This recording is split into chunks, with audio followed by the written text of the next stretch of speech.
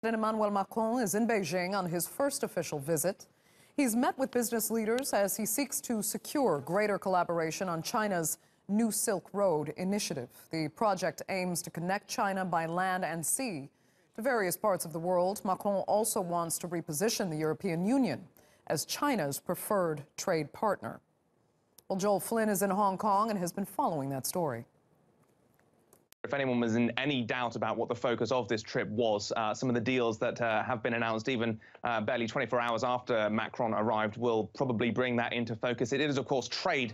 That's at the top of the list for Monsieur Macron, as well as President Xi Jinping as well. And in the last few hours, we have heard that JD.com, which is China's largest retailer, is planning to sell 2 billion euros of French goods to Chinese consumers over the next 2 years. And all of this sounds fantastic for France, but really, as far as Beijing is concerned, these deals are pretty small fry compared to what it wants in return, which is more opportunity for its Belt and Road projects. The EU itself is, of course, going through its own leadership crisis. Angela Merkel is currently struggling to put together a government. In Germany, as you mentioned, Britain as well has really had to retreat a little bit from the front line of international affairs after Brexit as a result of the problems that it's going through in the EU itself. Since then, perhaps more interestingly, though, the increasingly withdrawn figure that the US is cutting on the international stage does seem to be emboldening Macron in particular, as far as foreign policy is concerned. Both Beijing and Paris have, of course, found common ground on the environment, but Macron himself is also pushing China